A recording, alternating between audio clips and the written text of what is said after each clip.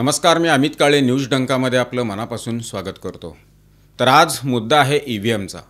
मित्रांनो, विधानसभा निवडणूक होऊन 1.5 महिना झाला, मंत्रिमंडळाची स्थापना झाली, सरकारचं कामकाज सुद्धा जोरदार सुरू झालेलं आहे।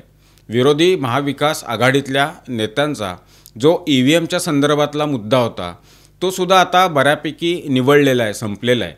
महाविकास आघाडीच्या पराभवाची कारणं ही महाविकास आघाडीतल्या तिन्ही प्रमुख पक्षांच्या नेत्यांनी माध्यमांसमोर बोलून दाखवलेली आहेत।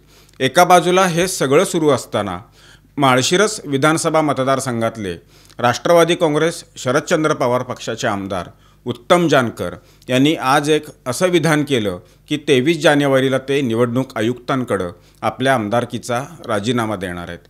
यावरून एक गोष्ट स्पष्ट आणि स्वच्छ आहे की विरोधी पक्षातल्या नेत्यांच्या डोक्यातून अजूनही ईव्हीएम हा विषय निघालेला नाही। त्यापेक्षा पराभव झाला हे स्वीकारण्याची मानसिकता अजून त्यांची होत नाही, याचंच आश्चर्य वाटतं।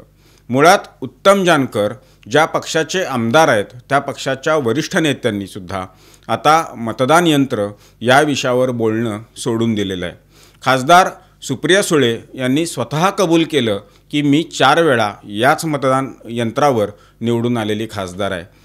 ज्येष्ठ नेते शरद पवार यांनी तर स्पष्ट सांगितलेलं होतं की या संदर्भातले कुठलेही ठोस पुरावे नसल्यामुळं अधिक बोलणं यावर उचित नाही। आमदार उत्तम जानकर यांच्या पक्षाचे वरिष्ठ नेते एका बाजूला एक भूमिका घेत असताना दुसरीकडे उत्तम जानकर यांनी राजीनाम्याची भाषा केलेली आहे आणि पुन्हा माळशिरस विधानसभा मतदारसंघात निवडणूक आयोगानं बॅलेट पेपरवर मतदान घ्यावं अशी जानकर यांची मागणी आहे। या मागणीसाठी ते दिल्लीमध्ये जंतर मंतर या ठिकाणी आंदोलनसुद्धा करणार आहेत असं आज त्यांनी एका वृत्तवाहिनीला सांगितलं। मुळात एक विषय इथं स्पष्ट करायला हवा की विधानसभा असेल किंवा विधान परिषद असेल किंवा देशात लोकसभा असेल किंवा राज्यसभा असेल, या सभागृहाचे जे सदस्य असतात त्या सदस्यांना जर राजीनामा द्यायचा असेल तर तो त्यांनी विधानसभेचे अध्यक्ष राज्यामध्ये आणि लोकसभेचे अध्यक्ष केंद्रामध्ये यांच्याकडे तो राजीनामा द्यायचा असतो। राजीनामा हा कधीही निवडणूक आयोगाकडे द्यायचा नसतो। केवळ राजकीय स्टंट आणि चर्चेत राहणं, मतदारसंघातल्या कार्यकर्ते जे आहेत ते सोबत ठेवणं, याकरता निवडणूक आयोग आणि मतदान यंत्र या 2 बाबींना निवडणुकीच्या निकालाच्या क्षणापासून विरोधी महाविकास आघाडीतल्या नेत्यांकडून टार्गेट केलं जाते। जर उत्तम जानकर यांना आमदारकीचा राजीनामा द्यायचाच असेल तर तो त्यांनी महाराष्ट्रामध्ये विधानसभेचे जे अध्यक्ष आहेत ॲडव्होकेट राहुल नार्वेकर यांच्याकडे तो देणं अपेक्षित आहे। निवडणूक आयुक्तांच्याकडे राजीनामा देण्यात काहीही मतलब नाही, यातून काही हासिल होणार नाही। एक गोष्ट ही झाली आणि दुसरी गोष्ट म्हणजे ज्या पक्षाचे ते आमदार आहेत त्या पक्षाच्या नेत्यांची, वरिष्ठ नेत्यांची जी भूमिका आहे त्या भूमिकेशी आपण सहमत आहोत का नाहीत हे सुद्धा उत्तम जानकर यांनी जाहीरपणे सांगण्याची आवश्यकता आहे।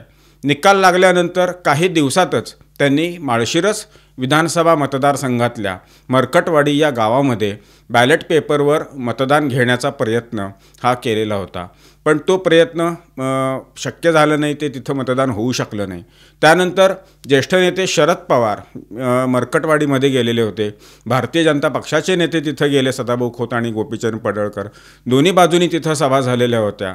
त्या गावातल्या स्थानिक मतदारांच्या, स्थानिक रहिवाशांच्या ज्या प्रतिक्रिया होत्या त्या प्रतिक्रियासुद्धा वेगवेगळ्या माध्यमांमध्ये त्यावेळेला आलेल्या होत्या। परंतु मानसिकता जी निवडणुकीनंतर झालेली आहे त्या मानसिकतेतून महाविकास आघाडीमधले काही लोक अजून तरी बाहेर पडलेले नाहीत, हेच आजच्या उत्तम जानकर यांच्या विधानावरून स्पष्ट होतं। मध्यंतरी ज्येष्ठ नेते शरद पवार यांनी महायुतीचा जो दणदणीत विजय झाला आणि त्यातल्या त्यात भारतीय जनता पक्षाला जे आमदारांचं बळ मिळालं महाराष्ट्रामध्ये त्यामागचं प्रमुख कारण काय असेल तर ते त्यांनी स्पष्ट केलेलं होतं की या निवडणुकीमध्ये राष्ट्रीय स्वयंसेवक संघाच्या स्वयंसेवकांनी बिनतोड मेहनत केल्यामुळं भारतीय जनता पक्षाला विजय मिळवणं हे सोपं गेलं। शरद पवार यांच्या संघाबद्दल केलेल्या या विधानाची चर्चा केवळ राज्य पातळीवर नाही तर राष्ट्रीय पातळीवरच्या मीडियामध्ये, राष्ट्रीय पातळीवरच्या माध्यमांमध्ये सुद्धा जोरदार झालेली होती। शरद पवार यांनी खुलेपणानं ही गोष्ट मान्य केलेली होती।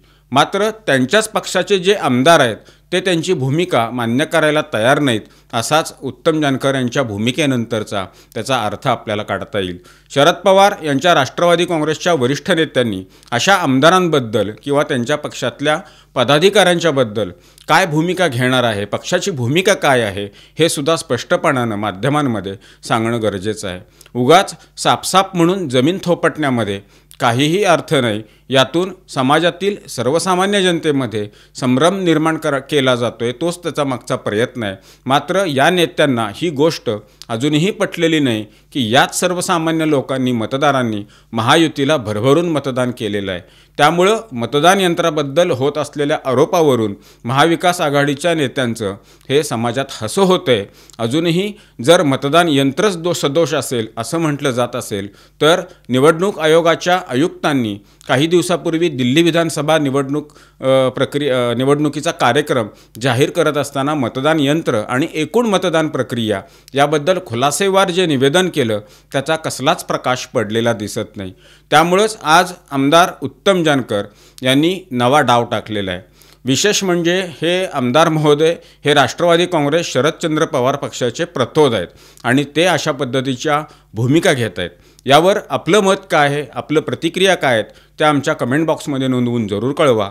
व्हिडिओ आवडला असल्यास तो लाईक करा, शेअर करा आणि आमचं चॅनल आठवणीनं सबस्क्राईब करायला विसरू नका. धन्यवाद.